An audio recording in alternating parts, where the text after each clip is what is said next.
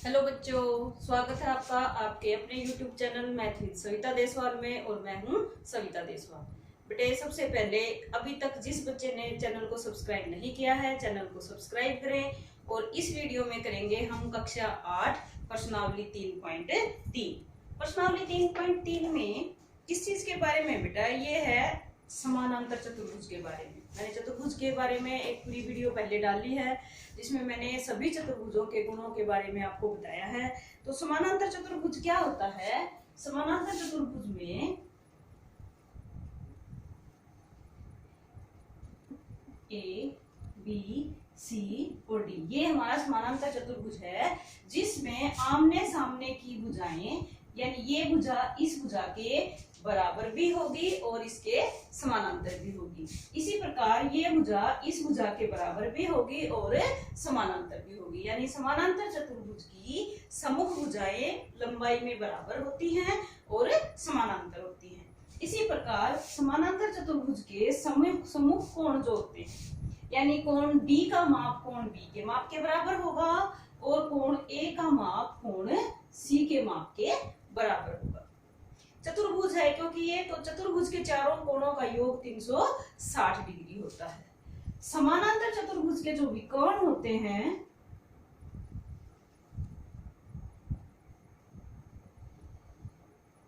ये यहाँ पे, ये जो इनका प्रतिच्छेद बिंदु है O, यहाँ एक दूसरे को समदली विभाजित करते हैं। कहने का मतलब विकर्ण BD जो है विकर्ण AC को दो समान भागों में विभाजित करेगा और विकर्ण AC जो है वो विकर्ण BD को दो समान भागों में विभाजित करेगा। तो ये थे समानांतर चतुर्भुज के कुछ गुण, कुछ प्रॉपर्टीज। तो इसके आधार पर अब हम इसके क्वेश्चंस करते हैं। पहला ही प्रश्न है, ABCD एक समानांतर चतुर्भुज है। इन्होंने ABCD एक समानांतर चतुर्भुज बनाया।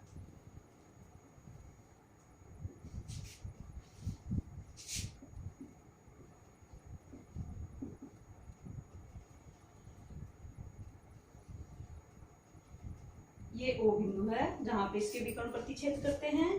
तो कहता है ABCD एक समानांतर चतुर्भुज है, प्रत्येक कथन को परिभाषा या प्रयोग किए गए गुण द्वारा पूरा कीजिए। तो क्या करना है? पहला ही भाग है, हमें बताना है कि AD किसके बराबर है। अब AD कौन सी भुजा है? AD ये भुजा है। इसके सामने वाली भुजा कौन सी है? BC है ना। तो AD किसके बराबर होगा? AD BC के बराबर होगा। फिर कहता है कोण DCB, कोण DCB। अब DCB कोण कौन सा होता है? DCB, यानी ये कोण किसके बराबर होगा? इसका समूह कोण कौन सा है? ये। और इस कोण का क्या नाम लिखेंगे? BAD या DAB। तो ये किसके बराबर होगा? DAB के बराबर। फिर कहता है OC, थर्ड पार्ट है, OC किसके बराबर है? ये कहता है OC क्या है? इस विकर्ण का आधा भाग है। हमें पता है AC जो विकर्ण है उसको BD विकर्ण दो बराबर भागों में काटता है या समद्वि विभाजित करता है। तो जितनी लंबाई OC की होगी उतनी ही लंबाई OA की भी होगी। तो इसलिए OC किसके बराबर हो जाएगा? OA के बराबर हो जाएगा। फिर कहता है फोर्थ वर्ड, मेजरमेंट ऑफ कोण किसकी? DAB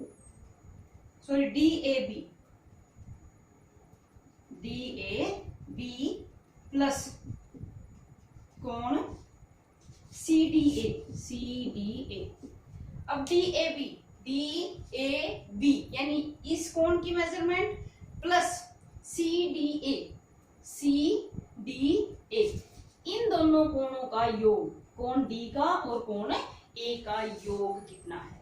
हमें पता है कि DC और BA जो भुजाएं हैं ये दोनों आपस में समानांतर हैं और दो समानांतर रेखाओं को जब एक तिर्यक रेखा काटती है तो उसके अंत्य अभिमुख कोणों का योग 180 डिग्री होता है। यानी इन दोनों कोणों का योग 180 डिग्री होगा। इन दोनों कोणों का योग 180 डिग्री होगा। इधर से क्योंकि ये दोनों समानांतर हैं तो C और D का योग 180 होगा, A और B का योग भी 180 होगा। तो इन्होंने पूछा इन दोनों कोणों का योग कितना होगा? 180 डिग्री। तो ये था क्वेश्चन फर्स्ट, प्रश्नावली 3.3 का बेटे। अब देखते हैं क्वेश्चन नंबर सेकंड।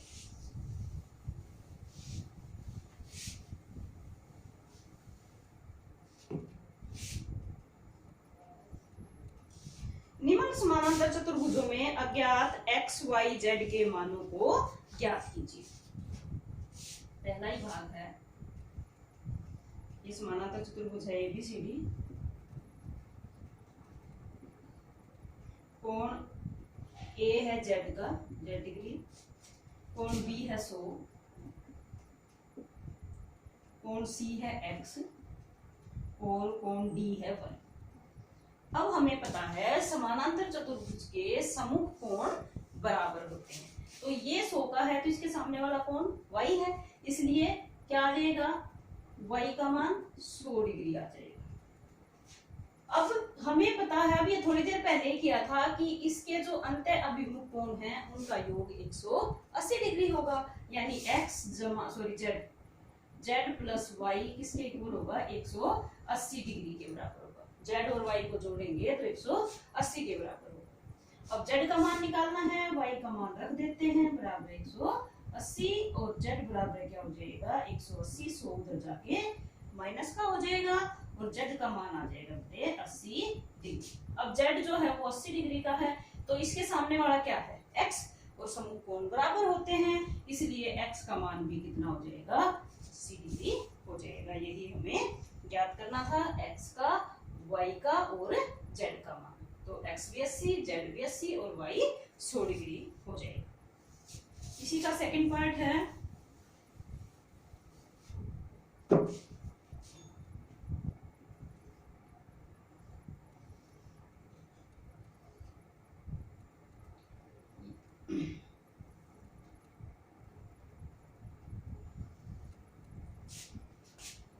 ये है x, इसके बाहर वाला कोण y, ये कोण, ये z, ये 50 और ये y। अब हम पहले इनके नाम रख लेते हैं A, B, C और D। हमें ज्ञात करना है x का मान, y का मान और z का मान। अब जो ABCD है वो क्या है, एक समानांतर चतुर्भुज है। अब समानांतर चतुर्भुज है तो उसके सम्मुख कोणों का माप जो है वो बराबर होगा। तो कोण A के सामने वाला कोण है कोण C, यानी ये वाला कोण, तो इसका मान हो जाएगा 50 डिग्री। अब हमें पता था कि कोण A और कोण D का योग जो है वो होगा 180 डिग्री। तो कोण A का मान कितना है 50, D का मान कितना है x, और इन दोनों का जोड़ होगा 180। तो x का मान कितना हो जाएगा, 180 में से 50 माइनस हो जाएगा और x का मान आ जाएगा 130 डिग्री। अब x का मान आ गया। अब y का मान क्या होगा, क्योंकि x और y आपस में सम्मुख कोण है, तो जितना मान x का होगा उतना ही y का आएगा। तो x का मान जितना होगा उतना y का आएगा। और x का मान कितना था, x का मान था अभी जो हमने निकाला था 130 डिग्री, तो इसलिए ये भी आ जाएगा 130 डिग्री।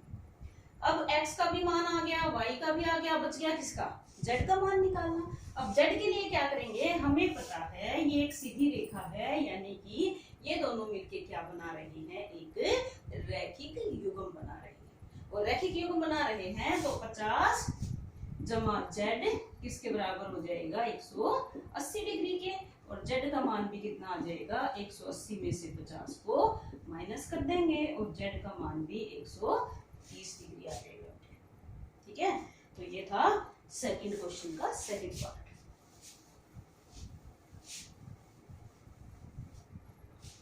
अब देखते हैं क्वेश्चन नंबर 3।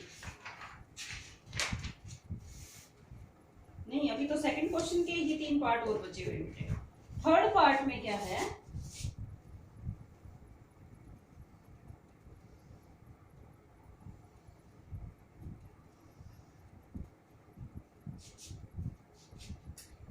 ये है एक समचतुर्भुज। समचतुर्भुज और समानांतर चतुर्भुज में क्या अंतर होता है, समचतुर्भुज की चारों भुजाएं बराबर होती हैं, A, B, सी डी। समानांतर में तो केवल समूह भुजाएं बराबर होती हैं, लेकिन समचतुर्भुज में चारों भुजाएं बराबर होती हैं। और इसके जो विकर्ण होते हैं वो एक दूसरे को समद्वि विभाजित तो करते ही हैं, एक दूसरे को समकोण पे समद्वि विभाजित करते हैं, यानी कि यहाँ पे जो कोण बनेंगे वो 90-90 डिग्री के बनेंगे। ठीक है, तो ये कहता है कि इसका मान है x, यहां है y, यहां है z,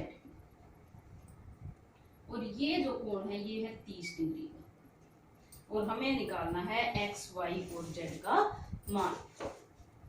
तो क्योंकि ये जो निशान बना हुआ है बेटे ये होता है 90 डिग्री का, तो x का मान भी कितना आ जाएगा, समकोण है 90 डिग्री।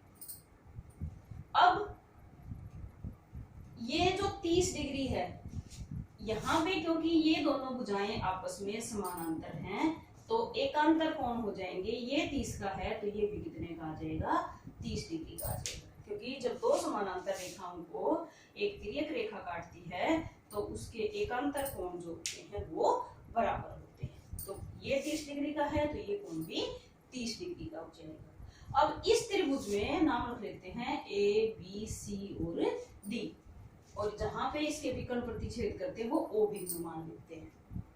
तो ओ ए बी त्रिभुज के अंदर त्रिभुज के तीनों कोणों का योग हमें पता है 180 डिग्री होता है।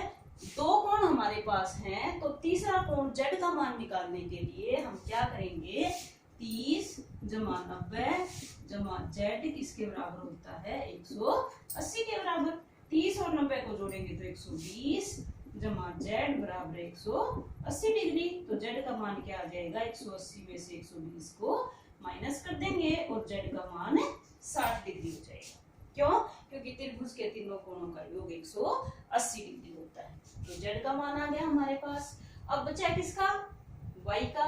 y का कैसे निकालेंगे, अब ये 90 का था तो ये एक सरल रेखा है, सीधी रेखा बन रही है, तो ये रैखिक योग बनाता है, तो ये भी जो कोण आ जाएगा, ये वाला कोण, ये भी आ जाएगा हमारा 90 डिग्री का।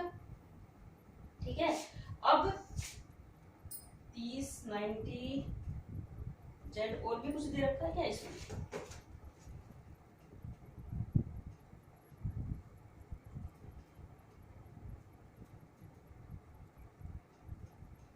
z का मान आया हमारा 60 डिग्री। ठीक है, अब ये 60 डिग्री का आया तो ये कोण भी आ जाएगा हमारा 60 डिग्री का। उसके तीनों कोण हो गए हमारे पास 30, y का मान अभी रहता है z 60 90, ये कंप्लीट नहीं है अभी तक भी।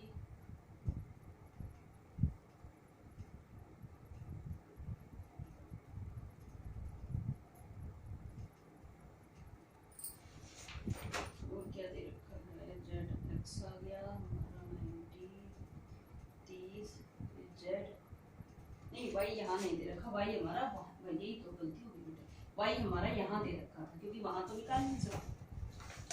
अब ये दे रखा था y, तो ये कोण 60 डिग्री का आ गया, तो ये दोनों कोण भी कौन से हो जाएंगे, एकांतर कोण, यानी ये कोण और ये कोण। जब दो समानांतर रेखाओं को एक तिर्यक रेखा काटती है तो उनके एकांतर कोण यानी ये कोण और ये कोण जो है वो बराबर होते हैं। तो क्योंकि ये कोण और ये कोण दोनों बराबर क्यों हो जाएंगे, क्योंकि ये दोनों रेखाएं आपस में समानांतर हैं और इनको ये तिर्यक रेखा काटती है, तो एकांतर कोण बराबर होंगे। ये 60 का है तो ये भी 60 का हो जाएगा, एक तरीका।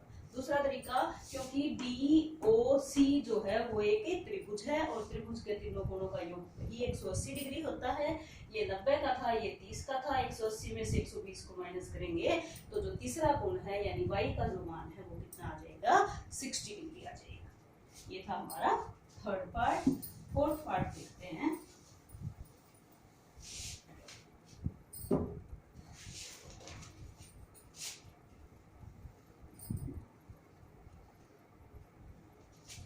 ये कोण दे रखा है इसका, ये x है, ये y है, ये 80 डिग्री का दे रखा है बेटे, और इसका जो बाह्य कोण है वो z दे रखा है। हमें x y z का मान निकालना है। अब इनके नाम रख लेते हैं ए बी सी और D. A B C D जो है वो एक समानांतर चतुर्भुज है। अब इसमें ये 80 डिग्री का है तो y का मान भी क्या आ जाएगा 80 डिग्री। अब इन दोनों कोणों का योग 180 है तो x का मान आ जाएगा 100 डिग्री। अब ये 100 है तो इसके सामने वाला कोण भी कितना आ जाएगा 100 डिग्री। और ये क्योंकि एक सीधी रेखा है z और 100 जो है वो एक रैखिक युग्म बनाते हैं। रैखिक युग्म बनाते हैं तो 180 में से 100 को माइनस करेंगे तो z का मान भी क्या आ जाएगा 80 डिग्री आ जाएगा। तो x का भी 100, z का 80 और y का भी 80 डिग्री मान आ जाएगा। अब देखते हैं पार्ट इसका फिफ्थ पार्ट में है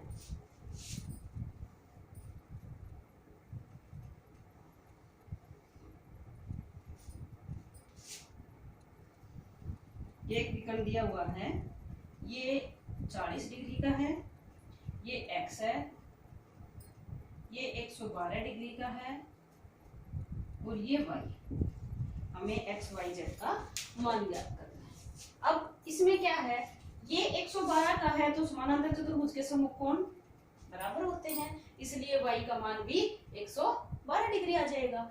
अब इस त्रिभुज में a b c और d, a d c त्रिभुज के अंदर हमारे पास दो कोणों का मान है और तीसरे कोण का मान ज्ञात करना है।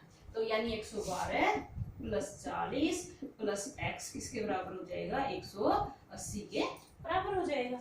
अब इन दोनों को जोड़ेंगे तो 152 प्लस x किसके बराबर हो जाएगा 180 के, और x का मान हो जाएगा 180 में से 152 को घटा देंगे, यानी कि x का मान कितना आ जाएगा 28 डिग्री आ जाएगा। तो x का मान आ गया हमारा 28 डिग्री और y का मान आ गया हमारा 112 डिग्री। ठीक है, और z इसमें नहीं दे रखा, हाँ z इसके अंदर दे रखा बेटे नीचे, z ये दे रखा है। अब z का मान क्या होगा, जितना मान x का है उतना ही मान z का होगा, क्योंकि ये एकांतर कोण है और x का मान आया था 28 डिग्री तो z का मान भी आ जाएगा हमारा 28 डिग्री। तो ये थे x y और z के मान। तो ये थे बेटे प्रश्नावली 3.3 के क्वेश्चन नंबर 1 और 2। बाकी क्वेश्चन करेंगे हम नेक्स्ट वीडियो में। बाय बेटे।